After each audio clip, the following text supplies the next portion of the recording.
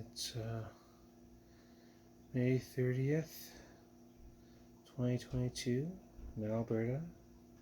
This is Darci's Corner, maybe. And it's there's still a pandemic going on. I have a job interview on Wednesday for a feed mill, and I know I don't present feminine enough to pass, and I mean, usually they're just not open-minded at these types of places. Even if the official company policy is to be open-minded, you still have to get past the person at the front desk or the person giving the interview. So I'm just going to present male for the interview to try to get the job. I'm not sure how well that's going to go. I figure I'll wear a baggy shirt. I got something with flannel somewhere in my room there, and I've taken off my nail polish. So I don't know. I mean, at this point in time, they're like, I can't hide them anymore. Not that I wanted to hide them anyway, but for this, I might want to hide them. I mean, I can just tie the hair back, and lots of guys have their hair tied back. And you can see the face is rounder than it used to be, but the voice is still what it is. And I get called sir where I go. So I figure if I'm wearing baggy clothes, and the big thing that I did to prepare myself was I took my nail polish off. And usually when I take one color off, I put another one on right away. But of course for this, I didn't want to do that. And I do feel a little less of myself without the nail polish on. I know that nobody's going to call me miss or ma'am because of the nail polish. But it'll definitely draw attention when I'm at the interview.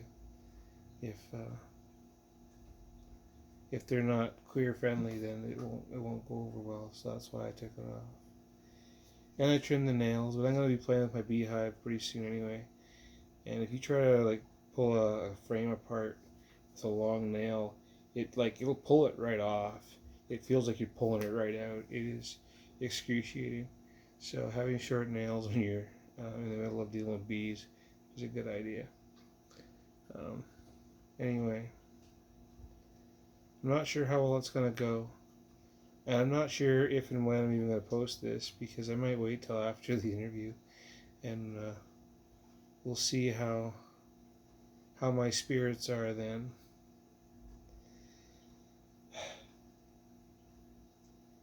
I don't mind being trans, and I wouldn't mind being out if it didn't affect my ability to get a job. I mean, it's true, I have 2 jobs at the moment. Newspapers and the grocery store. But neither one of them really pays enough.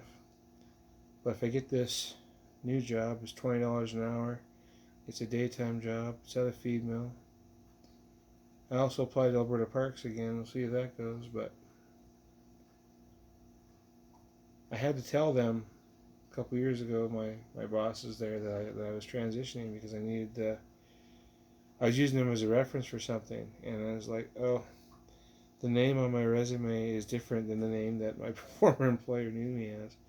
And so I contacted them just to let them know if somebody calls to ask you about this person, it's me. And so I kind of outed myself at that point. And I left on good terms, but that was a long time ago now. And I don't know how they feel about trans people. Officially, because it's Alberta Parks, it's a government thing, and they're not allowed to have an opinion, and they have to treat me with a certain level of respect once I'm there. But they don't have to let me in the door. They can just call someone else. So I don't know how that's going to go.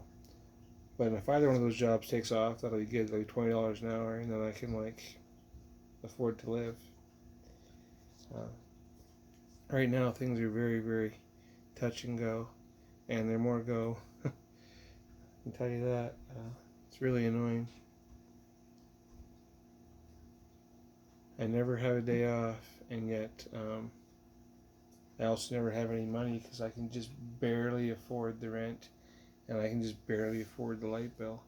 And I didn't actually pay the light bill last month because there wasn't enough. I'll make up for it this month, but still, it's a frustrating cycle of poverty. And it isn't that I don't have job skills. It's just that I can't get past the gatekeepers because they don't want to deal with me. Anyway, Darci's Corner. Hopefully by the time I upload this, I'll have another job and life will be good. Peace.